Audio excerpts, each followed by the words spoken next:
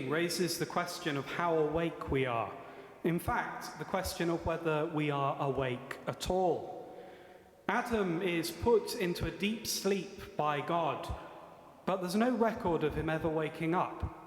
The Bible, the book of Genesis, so often rhythmic and concerned with symmetry, records the sleep of Adam, but not the waking up of Adam. So are we awake at all? I think there's a deeper meaning to the sleep of Adam than simply an anesthetizing of Adam so that he doesn't feel the pain of the extraction of the rib. And this is hinted at by the translation, the Greek translation, that was in use at the time of Jesus. The word for sleep is translated into the Greek ekstasis, a relational word, sometimes translated as communion or relationship or ecstasy. The Greek translation with which Christ would have been familiar has Adam plunged not only into an anesthetizing sleep, but into relationship, into communion, into that which characterizes the internal life of God himself. Adam is plunged into relationship, and that type of sleep, the sleep of ecstasis, is something which humanity can never wake from, because by our very constitution, we are relational creatures, those who are made and discover ourselves only in relation to others.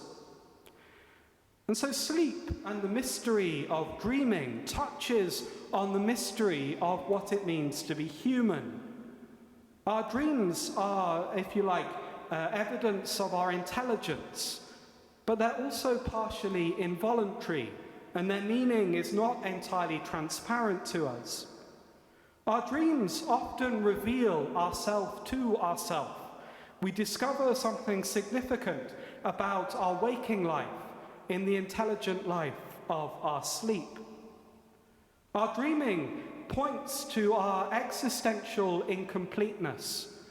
The fact that we, as mysterious creatures, never fully understand ourselves and our own motivation, and the fact that we rely on relationships with others for our own sense of self-understanding.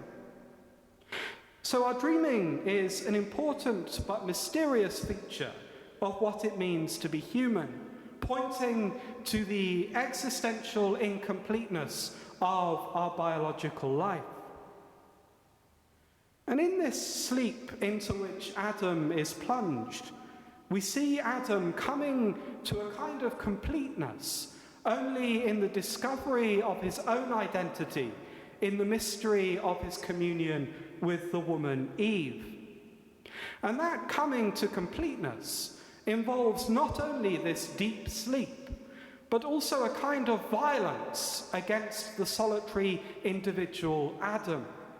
He is, as it were, passive to the divine activity of invading himself to extract the rib, which will become the woman in which he recognizes his own dignity, only in the dignity of one who is equal and shares a human life with him, but yet who is herself a center of irreducible dignity, a center of consciousness and of agency.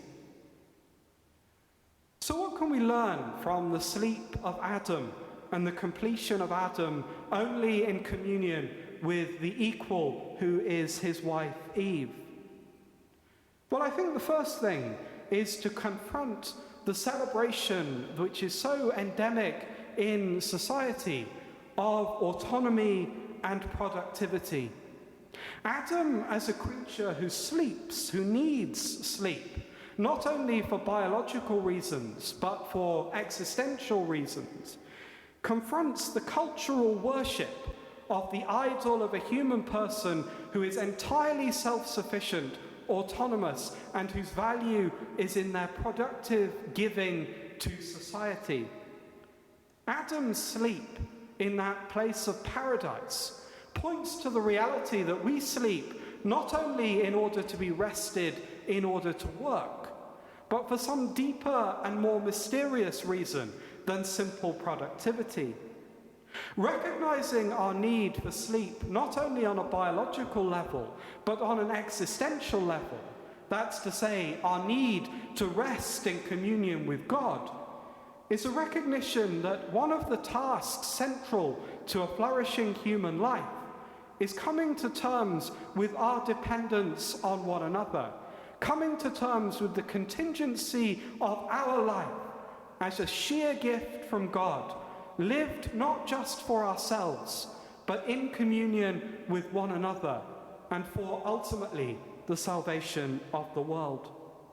Celebrating our need to sleep, existentially and biologically, is a recognition that our life is shaped as a journey, that we cannot take everything in all at once, but that our souls must gradually be expanded and enlarged through a process which transcends our understanding and which goes on while we are not consciously observing it, of our hearts and minds being expanded and enlarged so that they might receive the gift of love, the gift of being inserted into that great ecstasis which is God himself, the God who dwells for all eternity as a triune communion of love.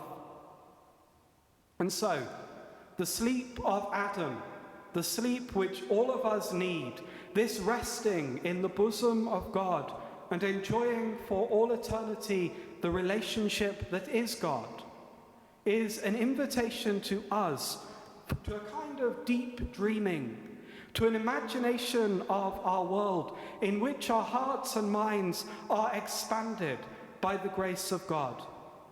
A dreamful imagination in which, by grace, we recognize our dependence on God and others, and by so doing, cultivate a kind of society in which dependence is not scorned as unproductive and as useless, but is celebrated as an element of our human dignity and an opportunity to share the love which comes from God himself.